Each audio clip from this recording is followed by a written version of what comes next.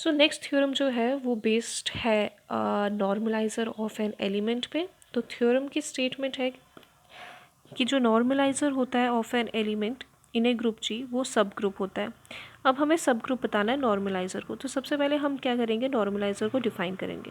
नॉर्मलाइज़र को डिफ़ाइन किस तरीके से किया जाता है, एक किसी भी एलिमेंट का नॉर्मलाइज़र जो होगा वो बेसिकली एक सेट होता है जिसमें ग्रुप के वो एलिमेंट्स होते हैं जो इसी एलिमेंट के साथ कम्यूटेटिव प्रॉपर्टी होल्ड कर रहा होता है। अब इस सेट को सब ग्रुप बताना है, डैट मीन्स हमें 3 चीज़ें प्रूव करनी पड़ेंगी। सबसे पहले हमें बताना पड़ेगा कि यही सेट जो है ये नॉन एम्प्टी है, ये सबसेट है ग्रुप जी का, एंड देन हमें बताना पड़ेगा इस कोई एक क्राइटेरिया सब ग्रुप प्रूव करने के लिए। ठीक है, तो सबसे पहले हम बात करते हैं इसे नॉन एम्प्टी कैसे बताया जाए। तो हमें पता है कि ग्रुप जी में आइडेंटिटी एलिमेंट एग्जिस्ट करेगा। इसी तरह से अगर हमने ग्रुप जी में कोई और एलिमेंट ले लिया तो इसे इसके साथ मल्टीप्लाई करेंगे इस तरह से, तो ये इक्वल ही आएंगे बिकॉज आइडेंटिटी एलिमेंट है, राइट। अब इसने कौन सी प्रॉपर्टी शो कर रहा है, ये आइडेंटिटी एलिमेंट शो कर रहा है कम्यूटेटिविटी। डैट मीन्स कि ये एलिमेंट जो होगा ये आपका नॉर्मलाइज़र में आ रहा होगा। फाइन, तो एक एलिमेंट आपका नॉर्मलाइज़र में आ रहा है, डैट मीन्स कि ये नॉन एम्प्टी है, राइट, एम्प्टी हो नहीं सकता है। अच्छा, एक और चीज़ है कि हमने कहा कि जो ये नॉर्मलाइज़र होगा इसमें हमारे पास ग्रुप के एलिमेंट्स होंगे। तो हम कह सकते हैं कि ये जो सेट होता है नॉर्मलाइज़र ऑफ एन एलिमेंट, ये क्या होगा, सबसेट होगा ग्रुप जी का। तो अब इससे हमें क्या पता चल रहा है कि जो नॉर्मलाइज़र है वो एक नॉन एम्प्टी सबसेट है ग्रुप जी का। ठीक है, अब नेक्स्ट हमें क्या बताना है, क्राइटेरिया प्रूव करना है। क्राइटेरिया प्रूव करने के लिए हम क्या करेंगे, हम बेसिकली शो करेंगे कि एक्स वाई इन्वर्स जो है वो एन ए में बिलोंग कर रहा है।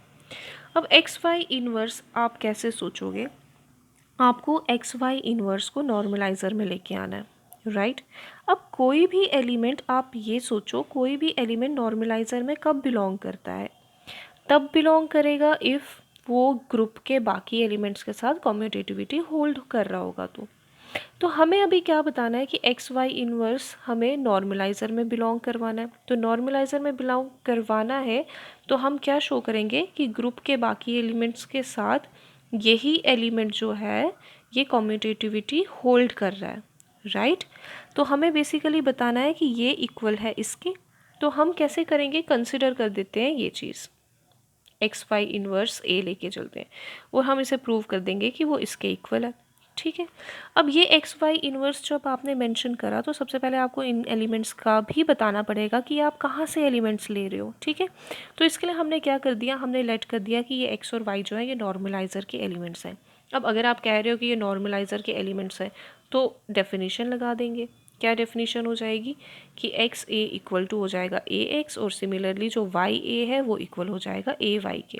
फाइन, अब ये जो आपने एक्स और वाई लिए थे ये आपने ग्रुप जी में एलिमेंट्स लिए थे, और जी जो है वो क्या है, बिल्कुल ग्रुप है, तो हर एक एलिमेंट का इन्वर्स जो होगा वो भी एग्जिस्ट करेगा। तो अगर आप y जो है वो g का एलिमेंट ले रहे हो तो आपको पता है कि y इन्वर्स जो है वो भी g में बिलोंग करेगा। फाइन, अब g में बिलोंग करेगा, ठीक है। सिमिलरली हम कर लेंगे कि y इन्वर्स हमें पता है y इन्वर्स के इक्वल है, तो प्री मल्टीप्लाई और पोस्ट मल्टीप्लाई कर देंगे a से। अब ऐसा क्यों किया, बिकॉज हमें यूज़ होगा इसका यहाँ पे, हम यहाँ पे एसोसिएटिविटी लगा देंगे तो ये आ जाएगा। अब y इन्वर्स a की जगह पे हम क्या पुट कर सकते हैं, A Y inverse, again associativity use करके एक्स ए की पेयरिंग कर दी। यहाँ से हमारे पास है एक्स ए किसके इक्वल, ए एक्स के इक्वल, तो यहाँ पे ले लिया हमने ए एक्स, एसोसिएटिविटी यूज़ करके ये आ गया। तो इसने डिफाइन कर दिया नॉर्मलाइजर ऑफ एन एलिमेंट, यानी कि सेट में आने की कंडीशन सेटिस्फाई कर दी है। तो हम कहेंगे कि ये जो एलिमेंट है ये किसको बिलोंग कर रहा है। तो 10 क्राइटेरिया था ये सब ग्रुप बताने का जो कि हमने प्रूव कर दिया। तो हम कहेंगे कि जो ये नॉर्मलाइजर ऑफ एन एलिमेंट है ये क्या है, सब ग्रुप ऑफ जी। ओके।